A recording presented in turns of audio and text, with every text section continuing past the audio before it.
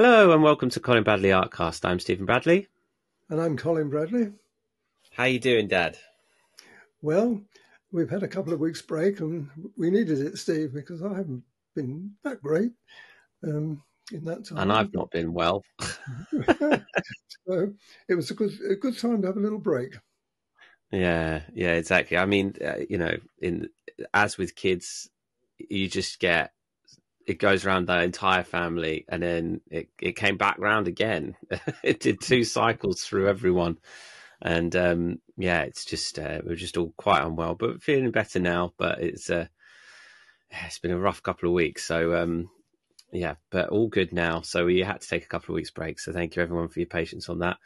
A few things to talk about this week. We've got one of our listeners has written in a question, which we'll talk about as well and offer some advice to her. And this will hopefully be something that everyone will find super interesting as well. So we want to do that. And we're going to talk about the most recent picture you finished doing in your studio. So we're going to talk a little bit about that. And then next week, we're going to talk about the squirrel picture because I've released that up on the site. I'm sure people have seen that if you're subscribed to our newsletter or if you've been on Facebook. Hopefully, if you're part of our group, you've seen that post now. So with the squirrel study, which is the landscape that you did quite some time ago, that's finally up on the site so people can learn how to draw that one. And I think next week we'll do, like we did with the seagull, we'll just chop into some highlights and just sort of have some nice discussion points to give people sort of a little bit of a behind the scenes around that squirrel picture. So that's next week.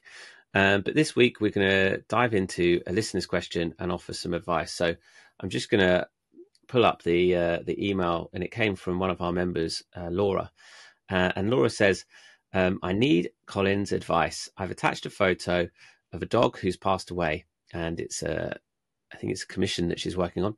And she said his tartan bow tie was a very big part of his personality, and it's something I have to include. I've tried several attempts, but the colours I'm applying to it are mainly raw. The bow tie keeps coming out like chalk and cheese against the dog and looks silly. Now let's pull this up so we can see. Let me open the picture so people can see what we're talking about here. So here is the picture of the doggy on the screen. Hopefully you all can see that if you're watching us on YouTube.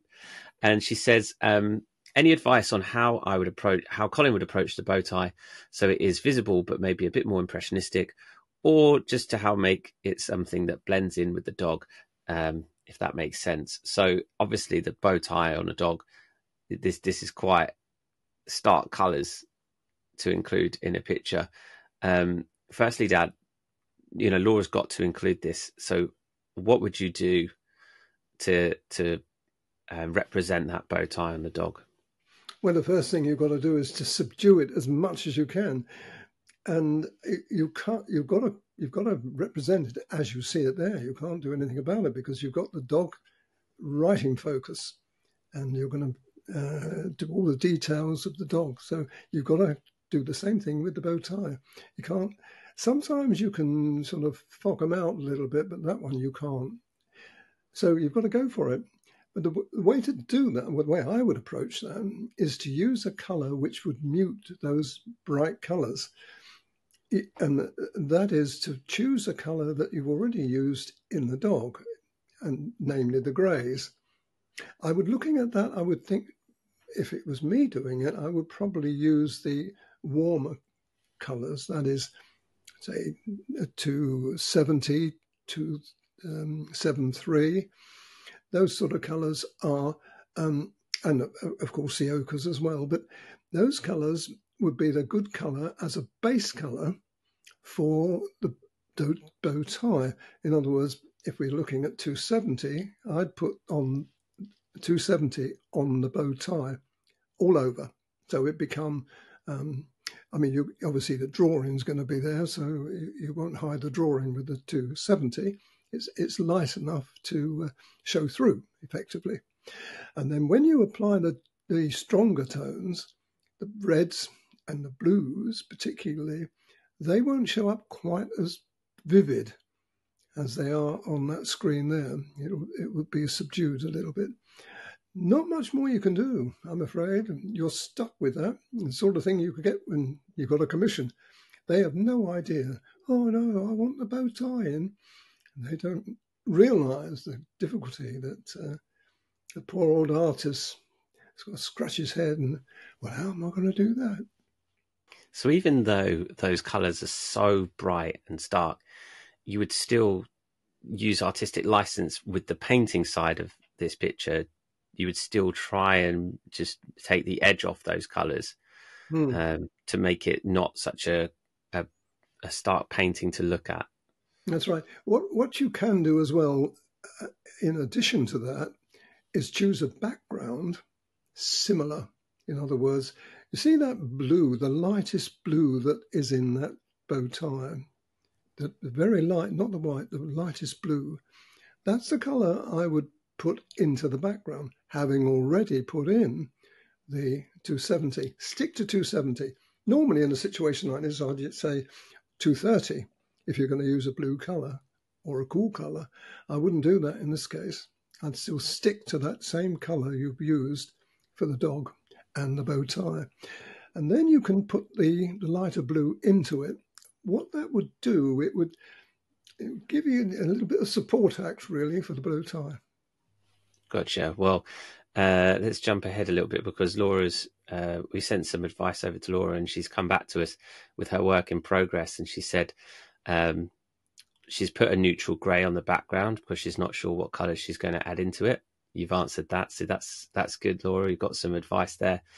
But she can't stop focusing on the bow tie. Now, I'm just going to bring up Laura's work in progress picture so we can see this on the screen.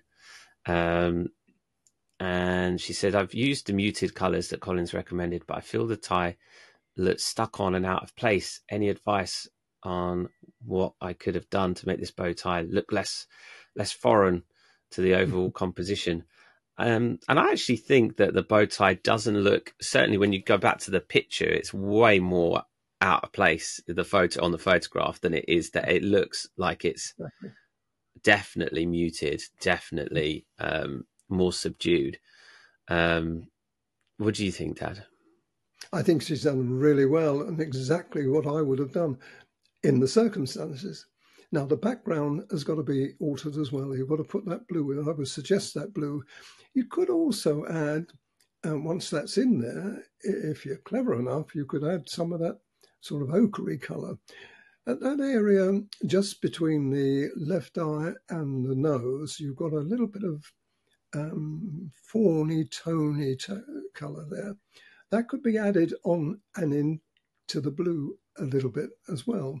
So you've got a support act, as I say. You can't leave it as stark as that. It would be too bright. It's got to be subdued. And you can even put some, if you're careful, you could put a little bit of blue in there as well, the stronger blues as well, just a little bit. Once you've got the base colour in that background, you can do anything with it then, but you've got to have it to start with. Good stuff.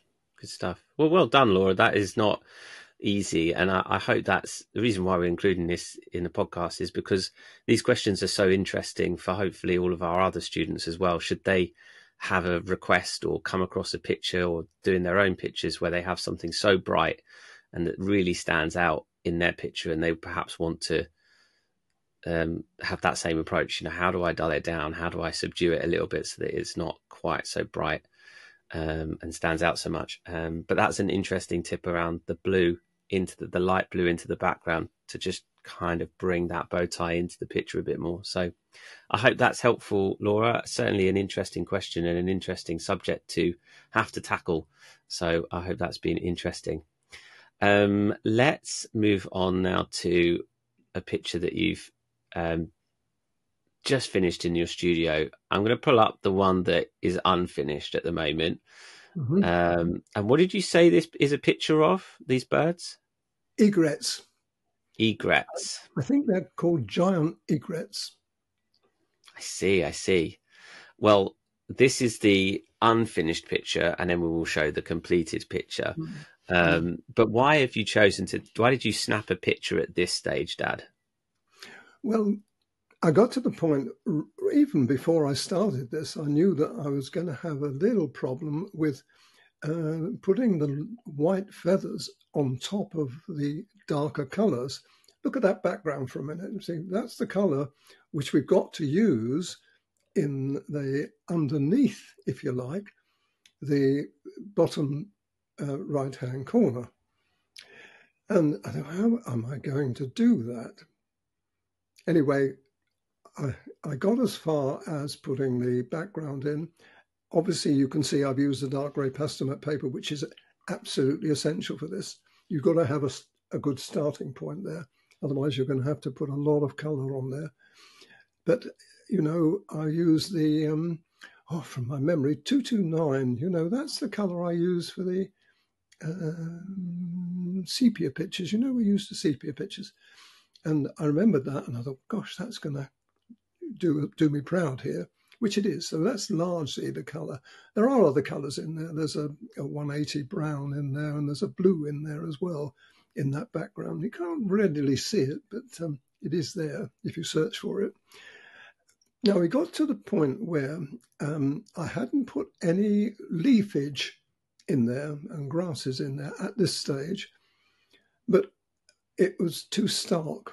I thought I've got to do something.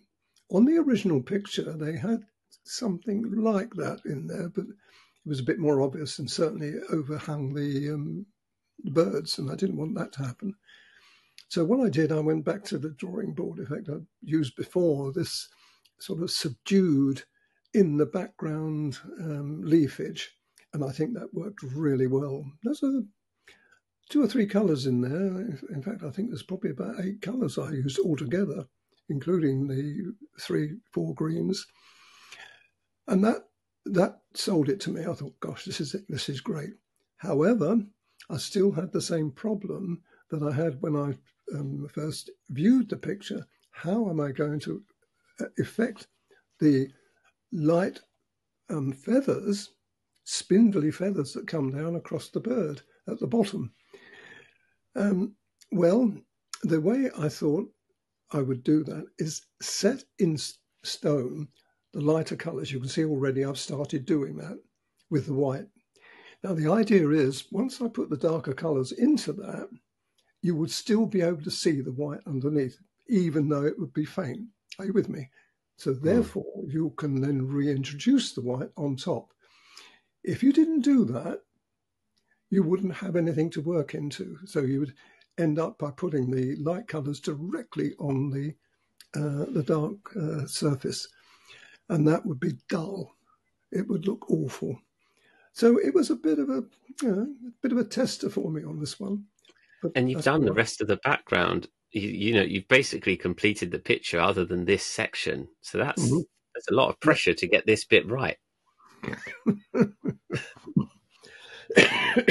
I thrive on pressure, Steve. I know it does. I mean, I've done so many pictures now, and so many opportunities really to know what the pencils are capable of doing and how I'm going to get over the particular. So, although yes, of course, it was a bit nerve-wracking. I thought eventually I'm going to come to that bit.